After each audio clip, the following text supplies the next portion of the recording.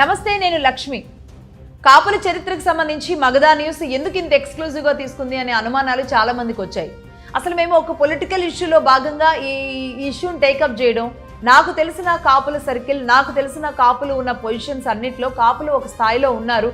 అయితే దాదాపుగా అది ఒక కాలం వరకు వాళ్ళు చాలా మంచి పొజిషన్స్లో ఉన్నారు, వాళ్ళు అనుకుంటే ఏమైనా చేయగలరు, చాలా పెద్ద పెద్ద ఇండస్ట్రీస్లో ఉన్నారు వీళ్ళంతా అని చెప్పే ఉద్దేశంలో భాగంగా మొదలుపెట్టిన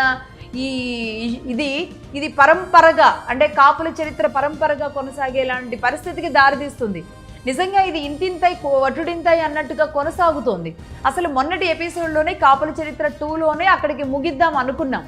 కానీ 1 and 2 చూసిన తర్వాత మేము మిస్ అయిన కొన్ని మైన్యూర్ లెవెల్లో మేము మిస్ అయిన అతి పెద్ద విషయాలు, అంటే మేము దాదాపుగా మా పరిగణలోకి వచ్చిన, మేము సేకరించిన అన్నింటినీ కూడా పెద్దలు కొందరి దగ్గర మేము కన్ఫర్మ్ చేసుకొని, ఆ తర్వాత గూగుల్లో కూడా దీన్ని మేము సెర్చ్ చేసుకొని, ఆనాడు ఉన్నదైతే కనుక బుక్స్లో విత్ రిఫరెన్స్తో సహా ఎలా అయితే తీసుకొచ్చామో అదేవిధంగా కొన్నిటిని మాత్రం మేము మిస్ అవ్వడం జరిగింది.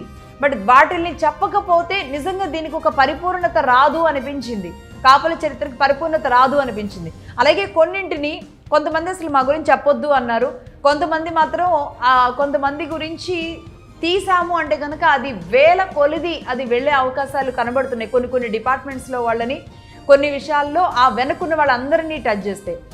కాబట్టి దాదాపుగా సేకరించిన కాపుల డీటెయిల్స్లో మేము గతంలో అంటే 2 ఎపిసోడ్స్లో జరిగిన చిన్న పొరపాట్లు ఏమైనా ఉంటే కనుక వాటిని కవర్ చేస్తూ దీనిని ఇప్పటితో ముగిద్దాం అనుకుంటున్నాను. పర్టికులర్గా ఒక విషయం అయితే నేను చెప్తాను అండి.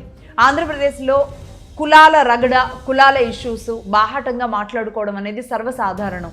అయితే అది కాస్త పొలిటికలైజ్ అయ్యి పాలిటిక్స్, రాజకీయాలు, ఈ వ్యక్తులతోనే కులం మొదలైంది అన్నట్టుగా మారుతున్న విధానం, ఒక వ్యక్తిని చూసి ఆ కులాన్ని అంతటినీ తిడుతున్న విధానం, వీటన్నింటికీ ఒక చెక్ పడాలి, వీటన్నింటికీ ఎక్కడో ఒక ఫుల్ స్టాప్ పడాలి, దానికి ఎవరో ఒకరు నడుం బిగించాలి, దానికి జరుగుతున్న జరగబోయే వాస్తవాలని ధైర్యంగా చెప్పగలిగే వాళ్ళు రావాలి.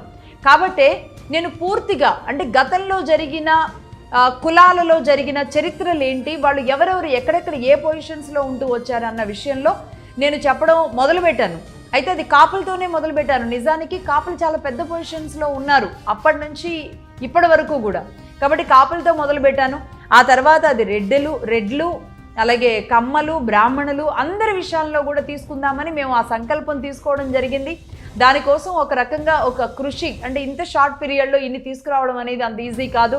బట్ మా టీం, మాకు సపోర్ట్ చేస్తున్న పెద్దలు, చాలా పెద్ద పొజిషన్స్లో ఉన్న వాళ్ళే మాకు సపోర్ట్